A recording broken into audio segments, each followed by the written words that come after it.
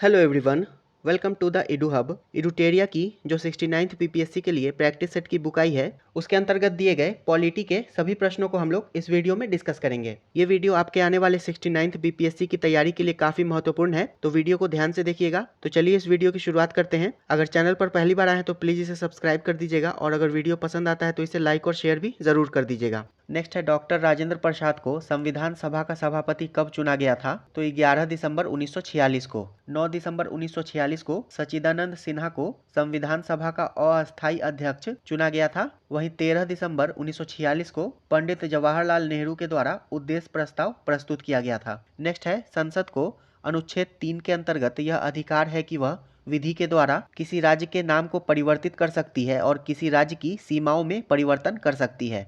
इसका सही उत्तर हो जाएगा ऑप्शन डी। बी और सी दोनों सही है। अनुच्छेद 3 के अनुसार संसद को यह अधिकार है कि वह किसी राज्य का राज्य क्षेत्र बढ़ा या घटा सकती है, किसी राज्य के नाम में परिवर्तन कर सकती है और किसी राज्य की सीमाओं में परिवर्तन कर सकती है। नेक्स्ट है निम्नलिखित में से कौन सा रिट किसी अवैध व्यक्ति से सरकारी पद को बचाने के लिए जारी किया जाता है? इसका सही उत्तर है ऑप्शन सी, अधिकार परीक्षा। अधिकार परीक्षा इसका अर्थ होता है कि आपका क्या प्राधिकार है और यह रिट किसी सार्वजनिक पद पर अवैध रूप से आसीन व्यक्ति के विरुद्ध जारी किया जाता है। नेक्स्ट है मौलिक कर्तव्य के संदर्भ में भारतीय संविधान प्रदत्त निम्न में से कौन सा कथन सत्य है? मौलिक कर्तव्य मूल संविधान का हिस्सा नहीं था तथा 44वें संविधान संशोधन अधिनियम 1976 के द्वारा जोड़ा गया, तो यह कथन गलत है। इसको 42वें संविधान संशोधन अधिनियम 1976 के द्वारा जोड़ा गया था। नेक्स्ट है मौलिक कर्तव्य भारतीय नागरिकों पर लागू होता है न कि विदेशियों पर, तो यह कथन सही है। और मौलिक कर्तव्य की सिफारिश स्वर्ण सिंह समिति ने की थी, तो यह कथन भी सही है। इसका सही उत्तर हो जाएगा ऑप्शन डी, उपर्युक्त में से एक से अधिक। कथन 2 और 3 सही है तथा मौलिक कर्तव्य ये भारतीय संविधान के भाग 4A में अनुच्छेद 51A में वर्णित है और वर्तमान में कुल मौलिक कर्तव्यों की संख्या 11 है। नेक्स्ट है भारतीय संविधान में लाभ के पद को निम्नलिखित में से किस अनुच्छेद के तहत परिभाषित किया गया है? इसका सही उत्तर है ऑप्शन ई, उपर्युक्त में से कोई नहीं। भारतीय संविधान में या फिर संसद के द्वारा पारित किसी भी अन्य विधि में लाभ के पद को कहीं भी परिभाषित नहीं किया गया है। नेक्स्ट है निम्नलिखित में से उच्च न्यायालय के न्यायाधीश नियुक्त होने से संबंधित न्यूनतम आयु क्या है? इसका सही उत्तर है ऑप्शन ई, उपर्युक्त में से कोई नहीं। उच्च न्यायालय के न्यायाधीश बनने के लिए न्यूनतम आयु तय नहीं की गई है। वहीं उच्च न्यायालय के न्यायाधीशों की सेवानिवृत्ति की आयु 62 वर्ष निर्धारित की गई है। नेक्स्ट है भारतीय संसद राज्य सूची के किसी विषय पर भी तब कानून बना सकती है जब। इसका सही उत्तर है ऑप्शन डी, उपर्युक्त में से एक से अधिक। अंतर्राष्ट्रीय समझौतों को प्रभावी बनाने हेतु संबंधित राज्य की सहमति से और राज्य में राष्ट्रपति शासन लागू रहने की अवस्था में, इन तीनों ही स्थिति में भारतीय संसद राज्य सूची के विषय में कानून बना सकती है। नेक्स्ट है पंचायती राज की अनुशंसा से संबंधित LM सिंघवी समिति का गठन किस वर्ष किया गया था? तो इस समिति का गठन वर्ष 1986 ईस्वी में किया गया था, तो इसका सही उत्तर ऑप्शन ई हो जाएगा, उपर्युक्त में से कोई नहीं। नेक्स्ट है निम्नलिखित में से किसे संविधान सभा का संवैधानिक सलाहकार नियुक्त किया गया था? तो BN राव को नियुक्त किया गया था। संविधान सभा का संवैधानिक सलाहकार BN राव को नियुक्त किया गया था। नेक्स्ट है निम्नलिखित में से किन प्रावधानों को कनाडा के संविधान से लिया गया है? तो कनाडा के संविधान से सरकार की संघीय व्यवस्था तथा केंद्र की अवशिष्ट शक्तियां, इन दोनों प्रावधानों को लिया गया है, तो इसका सही उत्तर ऑप्शन सी हो जाएगा, केवल 2 और 4। वहीं द्विसदनीय व्यवस्था को ब्रिटिश संविधान से लिया गया है और संविधान में संशोधन की प्रक्रिया इसे दक्षिण अफ्रीका के संविधान से लिया गया है। नेक्स्ट है निम्नलिखित में से कौन सा अधिकार गैर नागरिकों को नहीं प्राप्त है परंतु भारतीय नागरिकों को प्राप्त है? तो इसका सही उत्तर ऑप्शन बी हो जाएगा, अल्पसंख्यकों के अधिकार। भारतीय संविधान के मौलिक अधिकारों के अंतर्गत अनुच्छेद 15, 16, 19, 29 और 30 ये केवल भारतीय नागरिकों को प्राप्त है।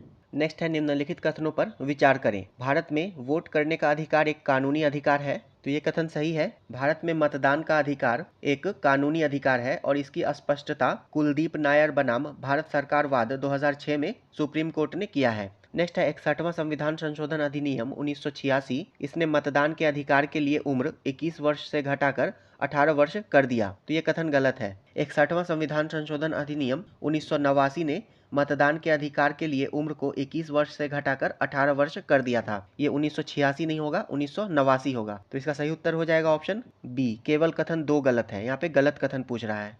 नेक्स्ट है मौलिक अधिकार एवं राज्य के नीति निर्देशक तत्वों के विषय में कौन सा कथन सही है। इसका सही उत्तर ऑप्शन ए हो जाएगा, वे एक दूसरे के पूरक हैं। नेक्स्ट है संसद का व्यय का लेखा जोखा निम्नलिखित में से कौन देखता है। तो नियंत्रक और महालेखा परीक्षक। संसद का व्यय का देखरेख नियंत्रक एवं महालेखा परीक्षक के द्वारा किया जाता है तथा कैग की शक्ति, शपथ और सेवा की शर्तें भारतीय संविधान के अनुच्छेद 148 में वर्णित है। नेक्स्ट है वर्ष 1971 में केंद्र राज्य संबंध पर राजमन्नार समिति का गठन किस राज्य में किया गया था। इसका सही उत्तर है ऑप्शन बी, तमिलनाडु में। तमिलनाडु के डीएमके सरकार ने सितंबर 1969 में डॉक्टर पीवी राजमन्नार की अध्यक्षता में 3 सदस्यीय समिति नियुक्त की थी तथा इस आयोग ने 1971 में अपनी रिपोर्ट प्रस्तुत की और इसने सिफारिश की कि तत्काल एक अंतरराज्य परिषद का गठन किया जाना चाहिए। नेक्स्ट है निम्नलिखित में से अंतरराज्यीय परिषद का अध्यक्ष कौन होता है। तो इसके अध्यक्ष भारत के प्रधानमंत्री होते हैं। भारतीय संविधान के अनुच्छेद 263 में अंतर्राज्यीय परिषद की विवेचना की गई है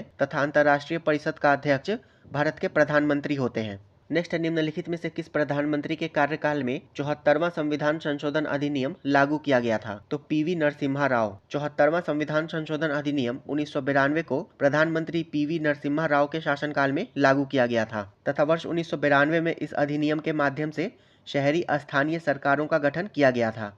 नेक्स्ट निम्नलिखित में से छठी अनुसूची में किन किन राज्यों के जनजातीय क्षेत्रों के प्रशासन के बारे में उपबंध दिया गया है। तो छठी अनुसूची में असम, मेघालय, त्रिपुरा और मिजोरम के जनजातीय क्षेत्रों के प्रशासन के बारे में उपबंध दिया गया है। ऑप्शन सी इसका सही उत्तर हो जाएगा।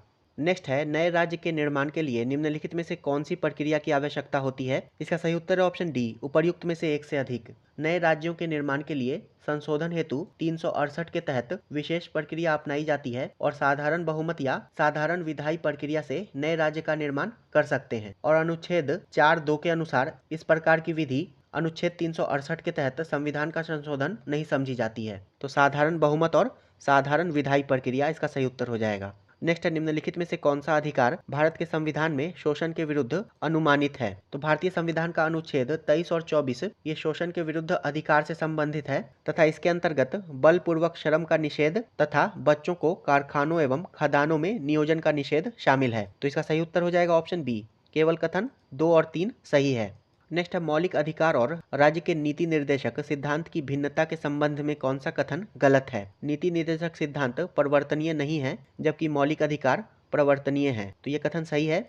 मौलिक अधिकार राजनीतिक लोकतंत्र को सुनिश्चित करता है जबकि नीति निर्देशक सिद्धांत सामाजिक और आर्थिक लोकतंत्र को सुनिश्चित करता है। तो यह कथन भी सही है। आपातकाल के दौरान कुछ मौलिक अधिकार निलंबित हो सकते हैं जबकि राज्य के नीति निर्देशक तत्व निलंबित नहीं किया जा सकता है। तो यह कथन भी सही है। इसका सही उत्तर हो जाएगा ऑप्शन ई, उपर्युक्त में से कोई नहीं। ये तीनों ही कथन सही हैं।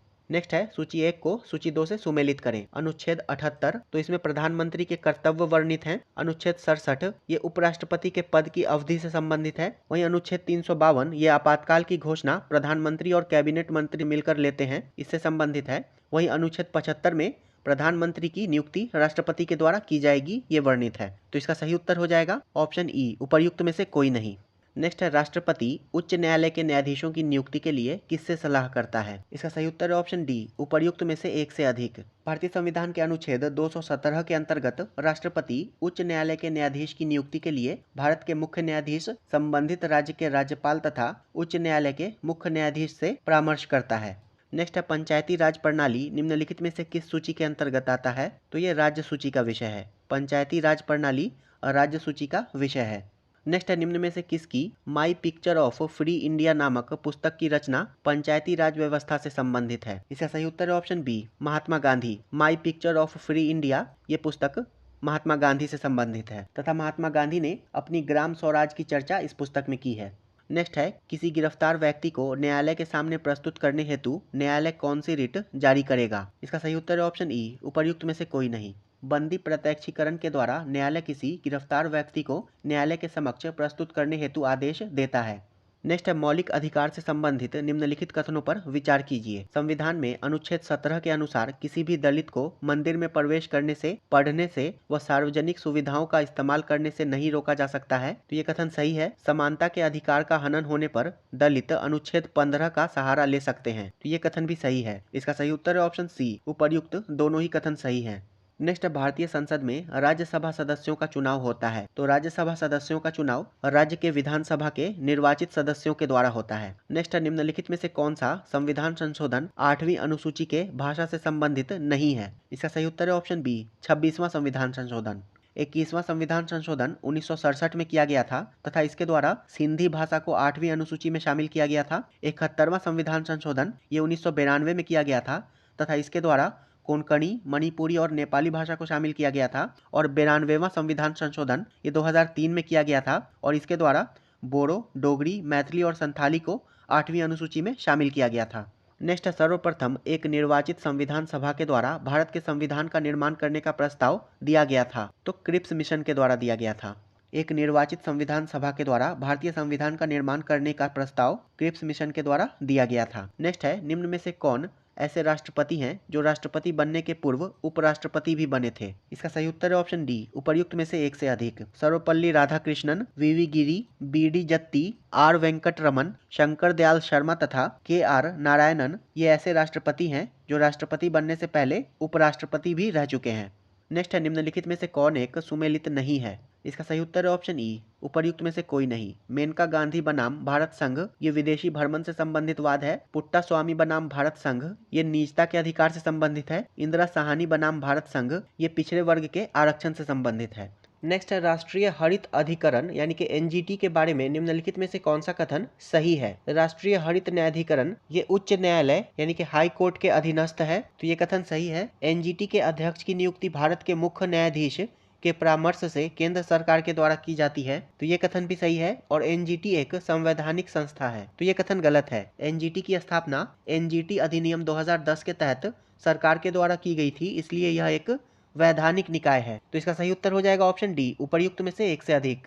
नेक्स्ट, वर्तमान में सर्वोच्च न्यायालय में न्यायाधीशों की कुल स्वीकृत संख्या कितनी है? इसका सही उत्तर है ऑप्शन बी, 34। वर्तमान में सर्वोच्च न्यायालय में न्यायाधीशों की कुल स्वीकृत संख्या 33+1 है और वर्तमान में सर्वोच्च न्यायालय के मुख्य न्यायाधीश DY चंद्रचूड़ हैं। नेक्स्ट है, 104वां संविधान संशोधन अधिनियम के संबंध में कौन सा कथन सही है? लोकसभा और विधानसभा में एंग्लो इंडियन समुदाय के नामांकन आधारित प्रतिनिधित्व को हटा दिया गया। तो ये कथन सही है। अनुसूचित जाति और अनुसूचित जनजाति के सदस्यों के लिए लोकसभा और राज्य विधानसभाओं में सीटों के आरक्षण की समय सीमा भी 10 साल बढ़ा दी गई। तो ये कथन भी सही है। EWS समुदाय के लिए 10% आरक्षण से संबंधित है। तो ये कथन गलत है। 103वां संविधान संशोधन अधिनियम ये EWS समुदाय के लिए आरक्षण से संबंधित है। तो इसका सही उत्तर हो जाएगा ऑप्शन डी, उपर्युक्त में से एक से अधिक। ए और बी सही है। नेक्स्ट है, निम्नलिखित में से कौन सा प्रावधान ऑस्ट्रेलियाई संविधान से नहीं लिया गया था? इसका सही उत्तर है ऑप्शन सी, केंद्र द्वारा और राज्यपालों की नियुक्ति। केंद्र द्वारा राज्यपालों की नियुक्ति ये प्रावधान कनाडा के संविधान से लिया गया था। वहीं ऑस्ट्रेलियाई संविधान से समवर्ती सूची, संसद के दोनों सदनों की संयुक्त बैठक आदि का प्रावधान लिया गया था। नेक्स्ट, भारत के नियंत्रक एवं महालेखा परीक्षक किसकी प्राप्तियों और व्यय का ऑडिट कर सकते हैं? इसका सही उत्तर है ऑप्शन सी, संघ, राज्य और केंद्र शासित प्रदेश सरकार की। भारत का नियंत्रक एवं महालेखा परीक्षक यानी कि कैग एक संवैधानिक निकाय है और इसका वर्णन भारतीय संविधान के अनुच्छेद 148 में किया गया है। और कैग का कार्य केंद्र और प्रत्येक राज्य और केंद्र शासित प्रदेश की सरकारों की प्राप्तियों और व्यय का ऑडिट करना है। नेक्स्ट है, निम्नलिखित में से कौन सी भाषा 8वीं अनुसूची की भाषा का हिस्सा नहीं है? इसका सही उत्तर है ऑप्शन ई, उपर्युक्त में से कोई नहीं। संथाली, बोडो, मैथिली ये तीनों ही 8वीं अनुसूची की भाषाएं हैं। नेक्स्ट है, निम्नलिखित में से कौन सा कथन सही सुमेलित है? बेरूबारी मामला प्रस्तावना भारतीय संविधान का हिस्सा नहीं है। तो ये कथन सही है। केशवानंद भारती संसद संविधान के मूल ढांचे को नष्ट नहीं कर सकती। तो ये भी कथन सही है। और इंदिरा साहनी और भारत संघ कुल आरक्षण कोटा 50% से अधिक नहीं होना चाहिए। तो ये कथन भी सही है। इसका सही उत्तर है ऑप्शन डी, उपर्युक्त में से एक से अधिक। ये तीनों ही सही सुमेलित है। नेक्स्ट है, प्रस्तावना के बारे में निम्नलिखित में से कौन सा सही नहीं है? प्रस्तावना उद्देश्य प्रस्ताव का संशोधित संस्करण नहीं है। तो ये कथन गलत है। प्रस्तावना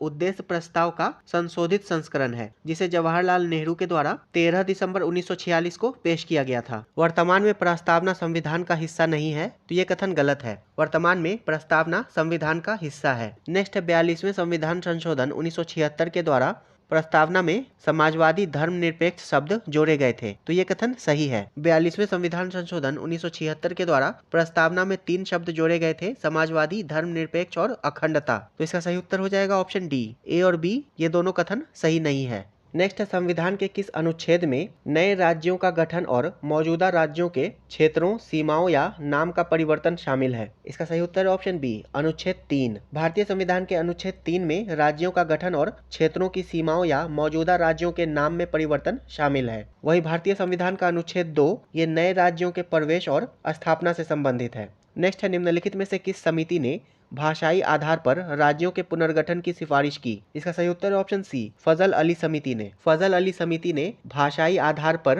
राज्यों के पुनर्गठन की सिफारिश की थी तथा फजल अली समिति का गठन 1953 ईस्वी में किया गया था तथा इसने अपनी रिपोर्ट 1955 ईस्वी में प्रस्तुत की थी तथा फजल अली समिति के अन्य 2 सदस्य के.एम. पनिक्कर और हृदयनाथ कुंजरू थे। नेक्स्ट है, कौन सा अनुच्छेद केवल भारतीय नागरिकों को अधिकार और विशेषाधिकार प्रदान करता है? इसका सही उत्तर है ऑप्शन डी, उपर्युक्त में से एक से अधिक। अनुच्छेद 15, 16, 19, 29 और 30 ये केवल भारतीय नागरिकों को प्राप्त है, तो 15 और 29 सही उत्तर हो जाएगा। नेक्स्ट है, अनुच्छेद 21 में शामिल नहीं है। इसका सही उत्तर हो जाएगा ऑप्शन ई, उपर्युक्त में से कोई नहीं। निजता का अधिकार, विदेश यात्रा का अधिकार, निष्पक्ष सुनवाई का अधिकार ये सभी अनुच्छेद 21 के अंतर्गत जीवन के अधिकार में शामिल है। नेक्स्ट है, अनुच्छेद 239 ए संबंधित है। इसका सही उत्तर है ऑप्शन डी, उपर्युक्त में से एक से अधिक। 69वें संविधान संशोधन अधिनियम 1991 के द्वारा लागू अनुच्छेद 239 ए इसने दिल्ली को विशेष दर्जा प्रदान किया था तथा इसमें प्रावधान किया गया कि केंद्र शासित प्रदेश दिल्ली अब से राष्ट्रीय राजधानी क्षेत्र के रूप में जाना जाएगा तथा राष्ट्रीय राजधानी क्षेत्र का प्रशासक लेफ्टिनेंट गवर्नर होगा। तो इसका सही उत्तर ए और बी दोनों हो जाएगा। नेक्स्ट है, कौन सा संवैधानिक संशोधन अधिनियम आर्थिक रूप से कमजोर वर्ग यानी कि EWS के लिए 10% आरक्षण प्रदान करता है? इसका सही उत्तर है ऑप्शन सी, 103वां संवैधानिक संशोधन अधिनियम। 103वें संवैधानिक संशोधन अधिनियम के द्वारा आर्थिक रूप से कमजोर वर्ग के लिए 10% आरक्षण की व्यवस्था की गई है तथा EWS आरक्षण को सिन्हो आयोग की सिफारिश पर लागू किया गया था। सिन्हो आयोग। नेक्स्ट है, जस्टिस रोहिणी आयोग निम्नलिखित में से किससे संबंधित है? तो ये अन्य पिछड़ा वर्ग यानी कि OBC का उपवर्गीकरण से संबंधित है। जस्टिस रोहिणी आयोग OBC के उपवर्गीकरण से संबंधित है। नेक्स्ट है, समान नागरिक संहिता यानी कि UCC संविधान के किस अनुच्छेद से संबंधित है? तो ये संविधान के अनुच्छेद 44 से संबंधित है तथा इसका वर्णन नीति निर्देशक तत्व के अंतर्गत किया गया है। नेक्स्ट, संविधान का कौन सा अनुच्छेद भूलने का अधिकार RTBF यानी कि राइट टू बी फॉरगॉटेन से संबंधित है? इसका सही उत्तर है ऑप्शन बी, अनुच्छेद 21। KS पुट्टास्वामी बनाम भारत संघवाद में राइट टू बी फॉरगॉटेन को अनुच्छेद 21 के तहत सर्वोच्च न्यायालय ने जीवन के अधिकार के हिस्से के रूप में मान्यता दी है। नेक्स्ट, संविधान के अनुच्छेद 350B का उल्लेख है। इसका सही उत्तर है ऑप्शन ए, भाषाई अल्पसंख्यकों के लिए विशेष अधिकारी। अनुच्छेद 350B में भाषाई अल्पसंख्यकों के लिए विशेष अधिकारी का उल्लेख है तथा केंद्र सरकार ने राष्ट्रीय अल्पसंख्यक आयोग अधिनियम 1992 के तहत मुस्लिम, ईसाई, सिख, बौद्ध, जैन और पारसी को अल्पसंख्यक घोषित किया है। नेक्स्ट है, निम्नलिखित में से किसमें एंटी डिफेक्शन कानून लागू नहीं है? इसका सही उत्तर है ऑप्शन ए, राष्ट्रपति चुनाव। एंटी डिफेक्शन कानून यानी कि दल बदल विरोधी कानून तथा दल बदल विरोधी कानून को 52वें संविधान संशोधन अधिनियम के माध्यम से 1985 ईस्वी में पारित किया गया था।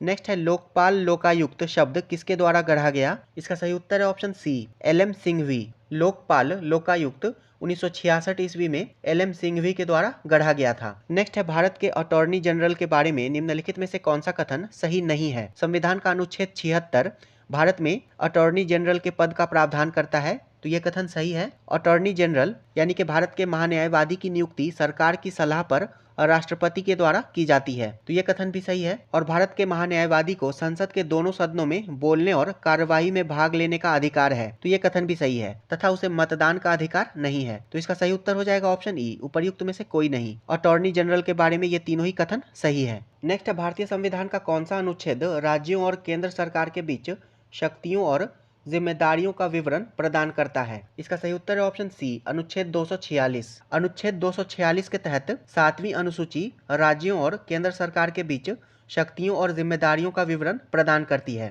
नेक्स्ट है 9वीं अनुसूची किस संवैधानिक संशोधन अधिनियम के द्वारा जोड़ी गई थी? इसका सही उत्तर है ऑप्शन ई, उपर्युक्त में से कोई नहीं। 9वीं अनुसूची को पहले संविधान संशोधन अधिनियम 1951 के द्वारा जोड़ा गया था। नेक्स्ट है स्वायत्त जिला परिषद एडीसी की स्थापना की गई। इसका सही उत्तर है ऑप्शन ए, छठी अनुसूची। कार्यकारी, विधायी और न्यायिक शक्ति के साथ छठी अनुसूची के तहत स्वायत्त जिला परिषदों की स्थापना की गई तथा छठी अनुसूची में असम, मेघालय, त्रिपुरा और मिजोरम की जनजातीय क्षेत्रों के प्रशासन का प्रावधान है। नेक्स्ट है भारतीय संविधान निम्नलिखित में से किसके शोषण के विरुद्ध अधिकार स्वीकृत करता है? इसका सही उत्तर हो जाएगा ऑप्शन बी, बच्चों के, स्त्रियों के तथा जनजातियों के। तथा मौलिक अधिकारों के तहत अनुच्छेद 23 और 24 में शोषण के विरुद्ध अधिकार की चर्चा की गई है, अनुच्छेद 23 और 24 में।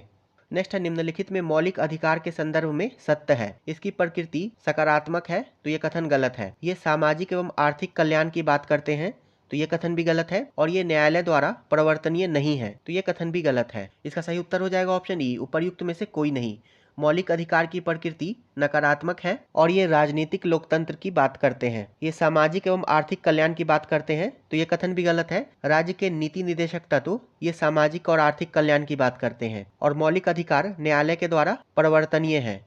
नेक्स्ट है पंचायती राज व्यवस्था में शासन प्रणाली की संरचना क्या है? ग्राम स्तर पर स्थानीय स्वशासन की एक स्तरीय संरचना तो ये कथन गलत है। भारतीय संविधान के अनुच्छेद 243 ख के अनुसार पंचायती राज व्यवस्था में स्थानीय स्वशासन की त्रिस्तरीय व्यवस्था की गई है। नेक्स्ट है ग्राम, प्रखंड और जिला स्तर पर स्थानीय स्वशासन की त्रिस्तरीय संरचना तो ये कथन सही है। ग्राम और जिला स्तर पर स्थानीय स्वशासन की द्विस्तरीय संरचना तो ये कथन भी सही है। मध्यवर्ती स्तर पर पंचायत का उस राज्य में गठन नहीं किया जा सकेगा जिसकी जनसंख्या 20 लाख से अधिक नहीं होगी, जैसे कि मणिपुर और सिक्किम में है। वहाँ पंचायती राज व्यवस्था की द्विस्तरीय संरचना है तो इसका सही उत्तर हो जाएगा ऑप्शन डी, उपर्युक्त में से एक से अधिक। नेक्स्ट है सूची 1 को सूची 2 से मिलाइए। ग्राम पंचायत का गठन, इसका हो जाएगा अनुच्छेद 40। समान नागरिक संहिता अनुच्छेद 44। कृषि एवं पशुपालन, इसका हो जाएगा अनुच्छेद 48 तथा न्यायपालिका व कार्यपालिका का पृथक्करण, इसका हो जाएगा अनुच्छेद 50। इसका सही उत्तर हो जाएगा ऑप्शन सी, 4, 1, 2, 3। नेक्स्ट है 1946 में गठित अंतरिम सरकार में कार्यपालिका परिषद के उपसभापति थे। इसका सही उत्तर है ऑप्शन ए, जवाहरलाल नेहरू। 1946 में गठित अंतरिम सरकार में वायसराय को अंतरिम सरकार में कार्यपालिका परिषद का पदेन अध्यक्ष तथा जवाहरलाल नेहरू को उपाध्यक्ष या उपसभापति बनाया गया था। नेक्स्ट है सर्वोच्च न्यायालय अपने मूल क्षेत्राधिकार के अंतर्गत किन विषयों की सुनवाई कर सकता है? इसका सही उत्तर है ऑप्शन सी, ऐसे विवाद जिनमें एक तरफ भारत सरकार हो तथा दूसरी तरफ एक या उपर्युक्त में से एक से अधिक राज्यों की सरकारें हों। सर्वोच्च न्यायालय अपने मूल क्षेत्राधिकार के अंतर्गत ऐसे विवाद जिनमें एक तरफ भारत सरकार हो तथा दूसरी तरफ एक या एक से अधिक राज्यों की सरकारें हों की सुनवाई कर सकता है। नेक्स्ट है वरीयता अनुक्रम में भारत के मुख्य निर्वाचन आयुक्त का पद निम्नलिखित में से किसके समतुल्य होता है? इसका सही उत्तर है ऑप्शन सी, संघ लोक सेवा आयोग के अध्यक्ष के। वरीयता अनुक्रम में मुख्य निर्वाचन आयुक्त को संघ लोक सेवा आयोग के अध्यक्ष एवं भारत के नियंत्रक एवं महालेखा परीक्षक के साथ 9A वरीयता अनुक्रम पर रखा गया है।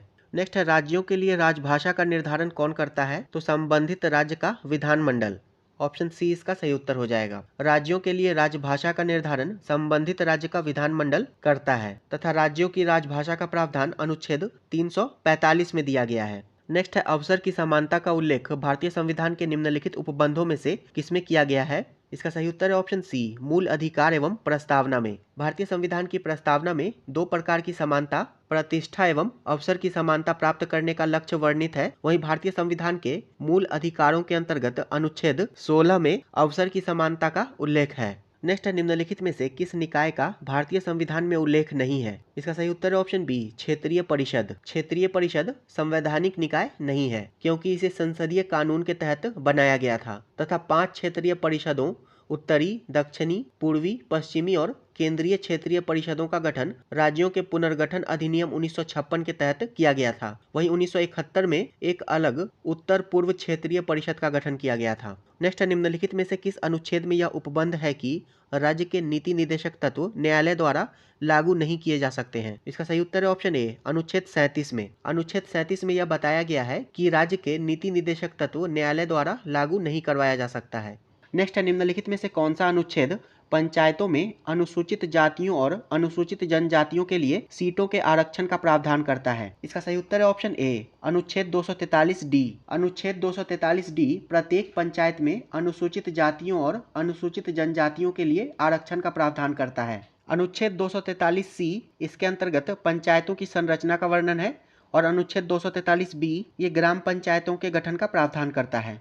नेक्स्ट है, डॉक्टर बी.आर. अम्बेडकर के अधीन संविधान सभा की प्रारूप समिति में कितने अन्य सदस्य थे? इसका सही उत्तर है ऑप्शन बी, 6। बी.आर. अम्बेडकर की अध्यक्षता में गठित प्रारूप समिति में 6 अन्य सदस्य थे। एन. गोपाल स्वामी अयंगर, अल्लादी कृष्णा स्वामी अय्यर, के.एम. मुंशी, मोहम्मद सादुल्ला, बी.एल. मित्र और डी.पी. खेतान। वहीं बी.एल. मित्र इनके त्यागपत्र के बाद एन. माधवराव को इसका सदस्य बनाया गया था तथा डी.पी. खेतान की मृत्यु के बाद टी.टी. कृष्णमाचारी को प्रारूप समिति का सदस्य बनाया गया था। नेक्स्ट है, निम्नलिखित में से किस अधिनियम के कारण बर्मा भारत से अलग हो गया? इसका सही उत्तर है ऑप्शन बी, भारत सरकार अधिनियम 1935। भारत सरकार अधिनियम 1935 के तहत बर्मा को 1937 ईस्वी में भारत से अलग कर दिया गया था। नेक्स्ट है, राज्यसभा लोकसभा के द्वारा विचार के लिए भेजे गए वित्त विधेयक को अधिकतम कितने अवधि के लिए विलंबित कर सकती है? इसका सही उत्तर हो जाएगा ऑप्शन डी, उपर्युक्त में से कोई नहीं। देखिए, वित्त विधेयक ये 3 प्रकार का होता है, धन विधेयक, वित्त विधेयक टाइप ए और वित्त विधेयक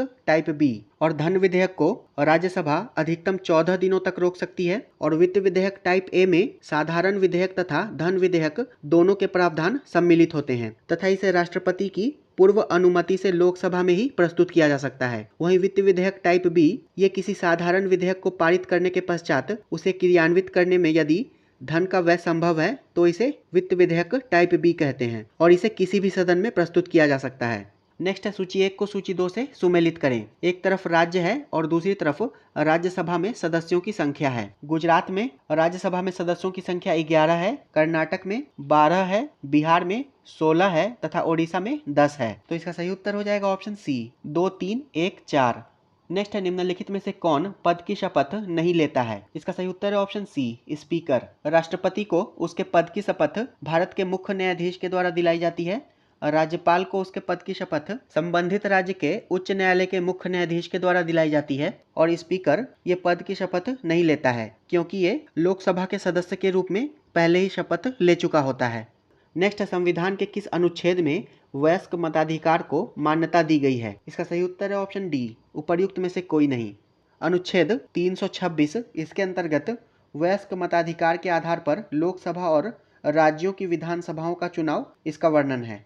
नेक्स्ट है, शिक्षा जो शुरू में राज्य सूची का एक विषय था को समवर्ती सूची में स्थानांतरित कर दिया गया था, तो इसे 42वें संविधान संशोधन के द्वारा स्थानांतरित कर दिया गया था। शिक्षा को 42वें संविधान संशोधन अधिनियम 1976 के द्वारा राज्य सूची से समवर्ती सूची में स्थानांतरित कर दिया गया था और 42वें संविधान संशोधन में 5 विषयों को राज्य सूची से समवर्ती सूची में स्थानांतरित किया गया था। शिक्षा, वन, वजन और मापतौल, वन्य जीव और पक्षियों का संरक्षण तथा न्याय का प्रशासन।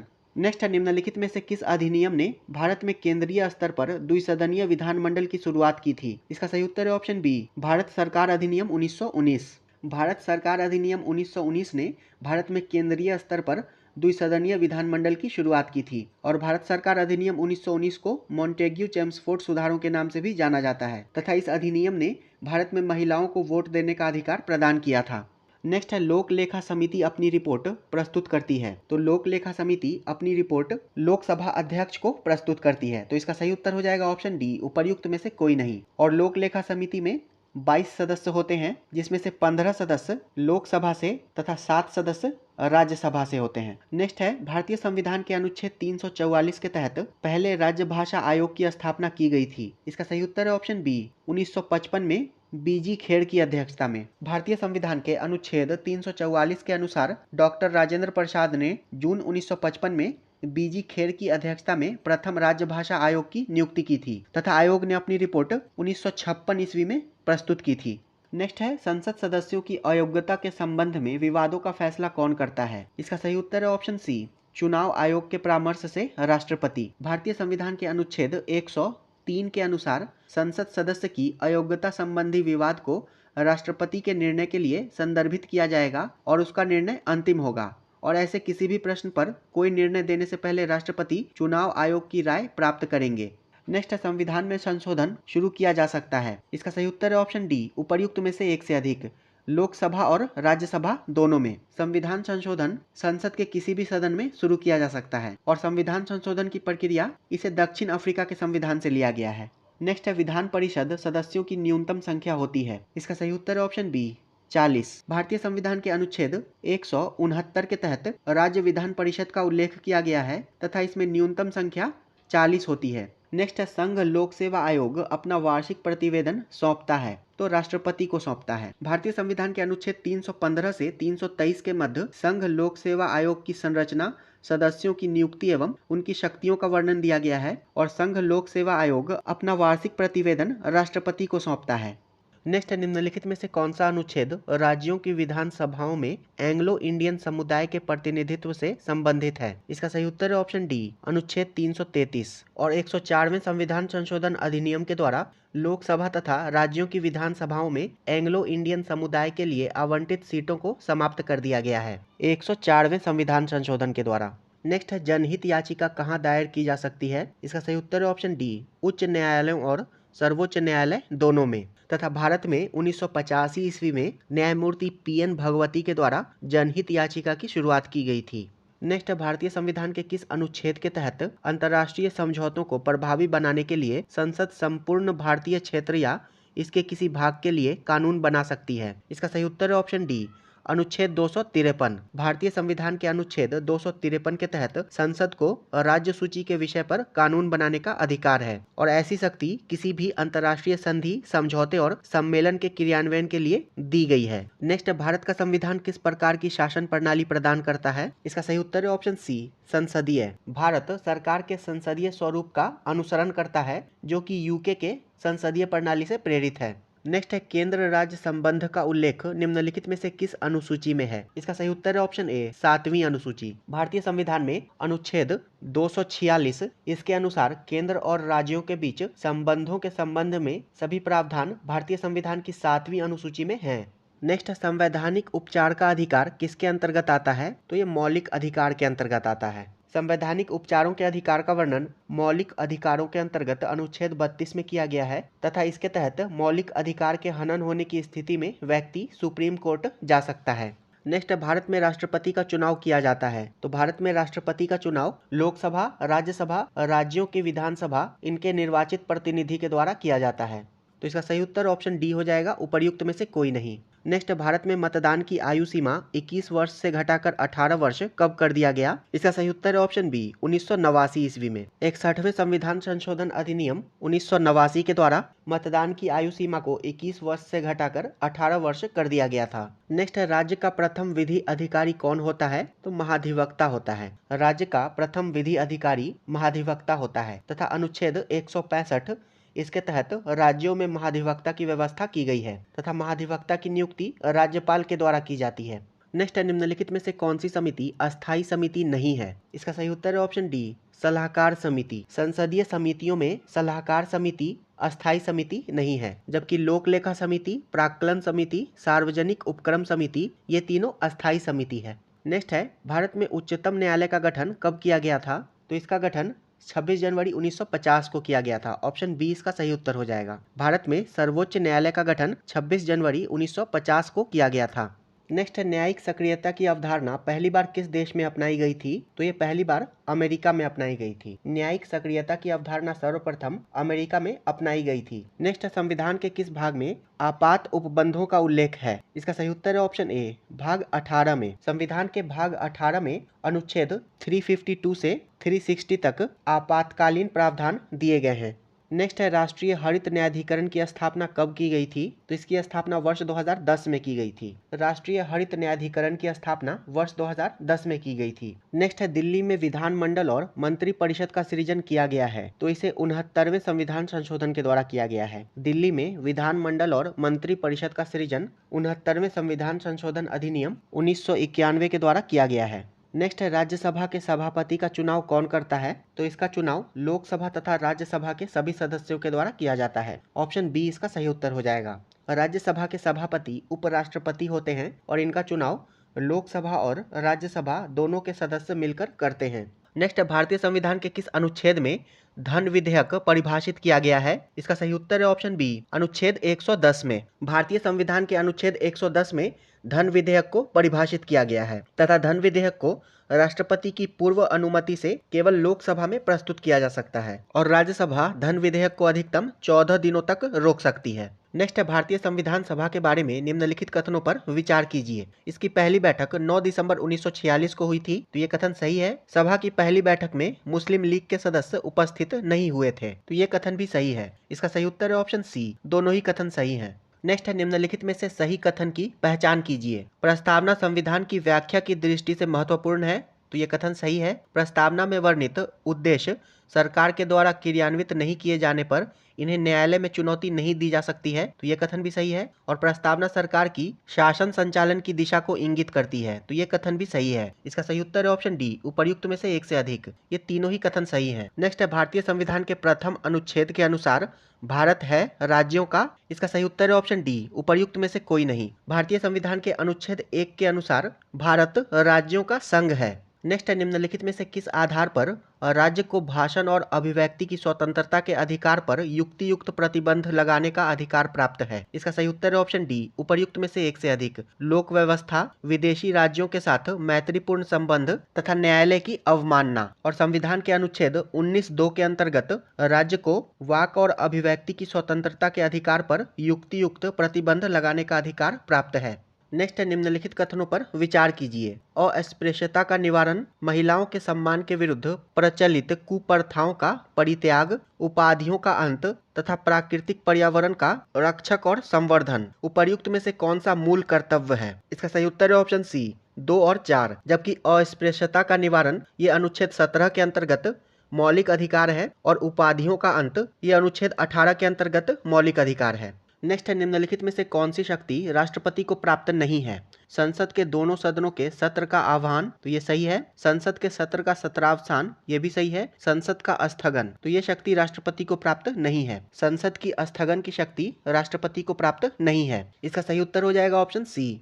नेक्स्ट है, कैबिनेट सचिवालय के संदर्भ में निम्नलिखित कथनों पर विचार कीजिए। कैबिनेट सचिवालय का अध्यक्ष कैबिनेट सचिव होता है, तो ये कथन सही है। कैबिनेट सचिवालय का उद्गम ब्रिटिश शासनकाल में हुआ था, तो ये कथन भी सही है। कैबिनेट की कुशलता भी कैबिनेट सचिवालय के कार्य पर निर्भर करती है, तो ये कथन भी सही है। इसका सही उत्तर है ऑप्शन डी, उपर्युक्त में से एक से अधिक। ये तीनों ही कथन कैबिनेट सचिवालय के संदर्भ में सही है। नेक्स्ट है, ग्राम राज्य के माध्यम से राम राज्य के बारे में किसने कहा था? तो महात्मा गांधी ने कहा था। राष्ट्रपिता महात्मा गांधी ने ग्राम राज्य के माध्यम से राम राज्य लाने की संकल्पना प्रस्तुत की थी। नेक्स्ट है, निम्नलिखित में से कौन से विशेषाधिकार संसद के सदस्यों को शक्तिगत रूप से प्राप्त हैं? न्यायालयों में प्रमाण पुरुष तथा गवाहों के रूप में उपस्थिति से छूट, तो ये सही है। गिरफ्तारी से स्वतंत्रता, ये भी सही है। संसद अथवा किसी समिति में कही गई किसी बात तथा मतदान के संबंध में किसी न्यायालय में कार्रवाई से छूट, तो ये भी सही है। इसका सही उत्तर है ऑप्शन डी, उपर्युक्त में से एक से अधिक। ये तीनों ही कथन सांसद के विशेषाधिकार के संबंध में सही हैं। नेक्स्ट है, राज्यों के राज्यपाल से संबंधित निम्न कथनों में से कौन सा कथन असत्य है? इसका सही उत्तर है ऑप्शन डी, उपर्युक्त में से कोई नहीं। वह भारत के राष्ट्रपति के द्वारा नियुक्त होता है, ये सही है। वह राष्ट्रपति की इच्छा अनुसार पद पर रहता है, ये भी सही है। और सामान्यतः उसका कार्यकाल 5 वर्ष का होता है, तो ये कथन भी सही है। नेक्स्ट है, भारत के सर्वोच्च न्यायालय के संदर्भ में निम्नलिखित कथनों पर विचार कीजिए। सर्वोच्च न्यायालय की स्थापना 26 जनवरी 1949 को हुई थी, तो ये कथन गलत है। सर्वोच्च न्यायालय की स्थापना 26 जनवरी 1950 को की गई थी। वर्तमान इमारत में सर्वोच्च न्यायालय वर्ष 1958 में स्थानांतरित किया गया, तो ये कथन सही है। इसका सही उत्तर हो जाएगा ऑप्शन ए। केवल कथन एक गलत है, क्योंकि यहाँ पर असत्य कथन पूछ रहा है। नेक्स्ट है, राज्य लोक सेवा आयोग के संदर्भ में निम्नलिखित में से कौन सा कथन सही नहीं है? इसके अध्यक्ष एवं सदस्यों की नियुक्ति राज्यपाल करता है, तो ये कथन सही है। इसके अध्यक्ष अथवा सदस्यों को राज्यपाल कदाचार के आधार पर पद मुक्त कर सकता है, तो ये कथन गलत है। राज्य लोक सेवा आयोग के अध्यक्ष और सदस्यों को राष्ट्रपति कदाचार के आधार पर पद मुक्त कर सकता है, राज्यपाल नहीं। नेक्स्ट है, इसका प्रत्येक सदस्य 6 वर्ष तक अथवा 62 वर्ष की आयु तक अपने पद पर बना रहता है, तो ये कथन भी सही है। इसका सही उत्तर हो जाएगा ऑप्शन बी। नेक्स्ट है, निम्नलिखित में से कौन सा विकेंद्रीकरण की विशिष्टता नहीं है? इसका सही उत्तर है ऑप्शन सी, स्थानीय समुदायों में आत्मविश्वास को नहीं जगाना। विकेंद्रीकरण की प्रक्रिया स्वायत्तता, सहभागिता तथा स्थानीय समुदायों को सशक्त बनाने के महत्व पर आधारित है। नेक्स्ट है, भारत के मुख्य निर्वाचन आयुक्त की पदावधि क्या है? इसका सही उत्तर है ऑप्शन सी, 6 वर्ष या 65 वर्ष की आयु तक, जो भी पहले हो। भारत के मुख्य निर्वाचन आयुक्त तथा अन्य निर्वाचन आयुक्तों का कार्यकाल 6 वर्ष या 65 वर्ष की आयु तक, जो पहले हो, निर्धारित किया गया है। नेक्स्ट है, भारत के संदर्भ में निम्नलिखित कथनों पर विचार कीजिए। मौलिक अधिकार लोगों की राज्य की सत्ता के साथ साथ बहुमत की निरंकुशता से भी रक्षा करते हैं, तो ये कथन सही है। धर्म को राज्य से अलग रखने की अवधारणा को धर्मनिरपेक्षता कहा जाता है, तो ये कथन भी सही है। इसका सही उत्तर है ऑप्शन सी, दोनों ही कथन सही हैं। नेक्स्ट है, राज्यसभा के बारे में निम्नलिखित कथनों पर विचार कीजिए। पूछ रहा है कि कौन सा कथन असत्य है। राज्यसभा मुख्य रूप से राज्यों के प्रतिनिधियों के रूप में काम करती है, तो ये कथन सही है। विधि निर्माण संबंधी प्रस्ताव को पहले लोकसभा में पेश किया जाता है, तत्पश्चात राज्यसभा में, तो ये कथन गलत है। विधि निर्माण संबंधी प्रस्ताव को संसद के किसी भी सदन में पेश किया जा सकता है। नेक्स्ट है, राज्यसभा लोकसभा के द्वारा पारित कानून की समीक्षा करती है, वह जरूरत पड़ने पर संशोधन भी कर सकती है, तो ये कथन भी सही है। और राज्यसभा के सदस्यों का चुनाव विभिन्न राज्यों की विधानसभाओं के निर्वाचित सदस्य करते हैं, तो ये कथन भी सही है। तो इसका सही उत्तर हो जाएगा ऑप्शन बी, केवल कथन 2 असत्य है। नेक्स्ट है, न्यायपालिका के संदर्भ में निम्नलिखित कथनों पर विचार कीजिए। शक्तियों के पृथक्करण के चलते विधायिका और कार्यपालिका जैसी सरकार की अन्य शाखाएं न्यायपालिका के काम में दखल नहीं दे पाती हैं, तो ये कथन सही है। शक्तियों के पृथक्करण के कारण न्यायाधीश कार्यपालिका व विधायिका के द्वारा शक्तियों के दुरुपयोग को नहीं रोक पाते हैं, तो यह कथन गलत है। न्यायपालिका कार्यपालिका और विधायिका द्वारा शक्तियों के दुरुपयोग पर रोक लगाती है, साथ ही संविधान का उल्लंघन होने की स्थिति में कठोर कदम भी उठाती है, तो इसका सही उत्तर हो जाएगा ऑप्शन ए, केवल कथन 1 सही है। नेक्स्ट है, 61वें संविधान संशोधन अधिनियम के द्वारा मतदान करने की आयु 21 वर्ष से घटाकर 18 वर्ष की गई। किस प्रधानमंत्री के कार्यकाल में यह संशोधन हुआ? इसका सही उत्तर है ऑप्शन डी, उपर्युक्त में से कोई नहीं। 61वां संविधान संशोधन, इस समय प्रधानमंत्री राजीव गांधी थे। नेक्स्ट है, भारत की राज्य व्यवस्था के संदर्भ में निम्नलिखित कथनों पर विचार कीजिए। राष्ट्रपति राष्ट्राध्यक्ष होता है और औपचारिक रूप से देश का सबसे बड़ा अधिकारी भी होता है, तो ये कथन सही है। प्रधानमंत्री सरकार का प्रमुख होता है और सरकार की ओर से अधिकांश अधिकारों का इस्तेमाल वही करता है, तो ये कथन भी सही है। नेक्स्ट है, मंत्री परिषद की नियुक्ति राष्ट्रपति के द्वारा स्वेच्छा से की जाती है, तो ये कथन गलत है। मंत्री परिषद की नियुक्ति राष्ट्रपति के द्वारा प्रधानमंत्री की सलाह पर की जाती है और संसद केवल लोकसभा व राज्यसभा से मिलकर बनती है, तो ये भी गलत है। संसद लोकसभा, राज्यसभा और राष्ट्रपति से मिलकर बनती है। तो इसमें पूछ रहा है कि कौन सा कथन असत्य है? इसका सही उत्तर हो जाएगा ऑप्शन सी, केवल कथन 3 और 4 असत्य है। नेक्स्ट है, 73वें एवं 74वें संविधान संशोधन के द्वारा प्रदत्त व्यवस्था के अनुसार स्थानीय स्वशासी निकायों के चुनाव नियमित रूप से कराना संवैधानिक बाध्यता है, तो ये कथन सही है। 1/3 पद महिलाओं के लिए आरक्षित है, तो ये कथन भी सही है। हर राज्य में पंचायत एवं नागरिक चुनाव कराने के लिए राज्य चुनाव आयोग नामक स्वतंत्र संस्था का गठन किया गया है, तो ये कथन भी सही है। स्थानीय स्वशासी निकायों की सत्ता में भागीदारी हर राज्य में एक समान है, तो ये कथन गलत है। स्थानीय स्वशासी निकायों की सत्ता में भागीदारी की प्रकृति एवं मात्रा का निर्धारण राज्य के विधानमंडल के अधीन है और यह भिन्न भिन्न हो सकता है। इसका सही उत्तर हो जाएगा ऑप्शन डी, उपर्युक्त में से कोई नहीं, केवल कथन 4 असत्य है। नेक्स्ट है, लोकतांत्रिक व्यवस्था के विषय में निम्नलिखित में से कौन सा कथन सही है? इसका सही उत्तर हो जाएगा ऑप्शन सी, इसने राजनीतिक गैर बराबरी के विचारों को समाप्त कर दिया है। लोकतांत्रिक व्यवस्था को राजनीतिक गैर बराबरी के विचारों को समाप्त करने में सफलता प्राप्त हुई है और लोकतांत्रिक व्यवस्था राजनीतिक समानता पर आधारित होती है।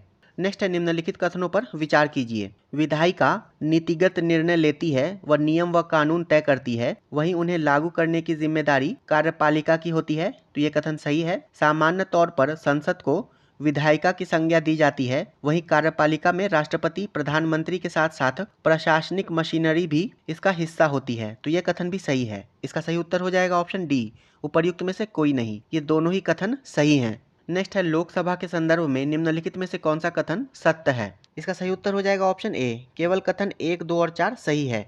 लोकसभा के सदस्यों को प्रत्यक्ष निर्वाचन पद्धति के माध्यम से चुना जाता है। प्रत्येक निर्वाचन क्षेत्र में सार्वभौमिक मताधिकार के द्वारा एक प्रतिनिधि को चुना जाता है और लोकसभा के सदस्यों को 5 वर्ष के लिए चुना जाता है।